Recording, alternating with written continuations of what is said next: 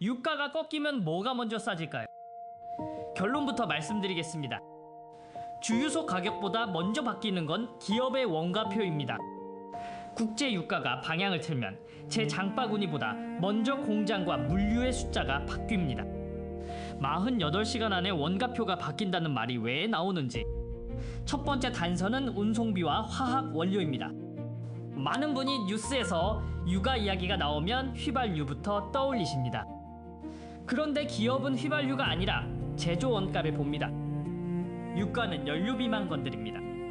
운송 물류비와 포장재, 합성 섬유 같은 화학 원료비까지 같이 흔듭니다.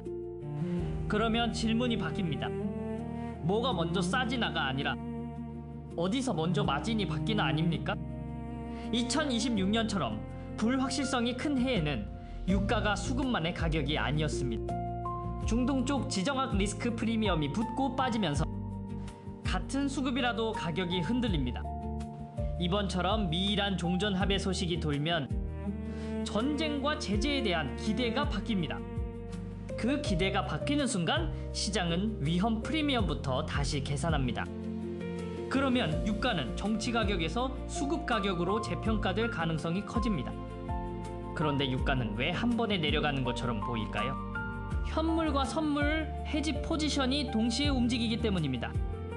이때 기업이 제일 먼저 손대는 건 판매가가 아닙니다. 연료 단가, 전력 단가, 운임 계약 조건입니다. 다음은 원재료 계약입니다. 나프타라고 부르는 석유화학 기초 원료가 내려가면 플라스틱과 합성 수지 가격이 같이 흔들립니다. 포장재 단가가 바뀌면 생활용품부터 가전까지 원가표가 바뀝니다. 그러면 소비자 가격이 바로 내려갈까요? 그렇지는 않습니다. 유가 하락의 1차 체감은 정가 인하가 아니라 할인으로 들어오는 경우가 많습니다. 택배 단가 경쟁이 붙으면 무료 배송 조건이 바뀌거나 묶음 배송이 늘어납니다.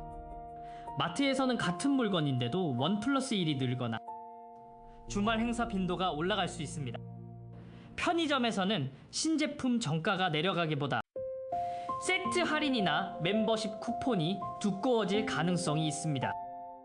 냉장고에 들어가는 식재료도 비슷합니다.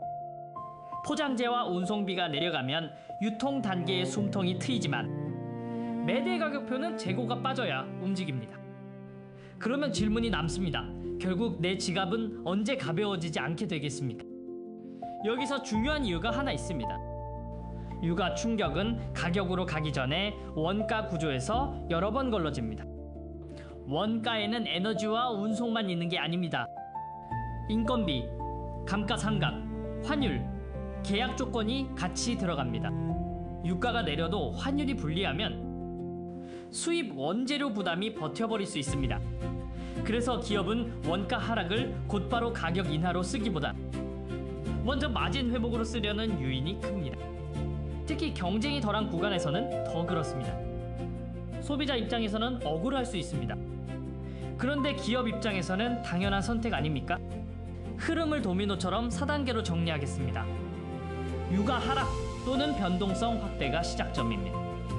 다음은 운송 전력 여론 단가가 먼저 흔들립니다.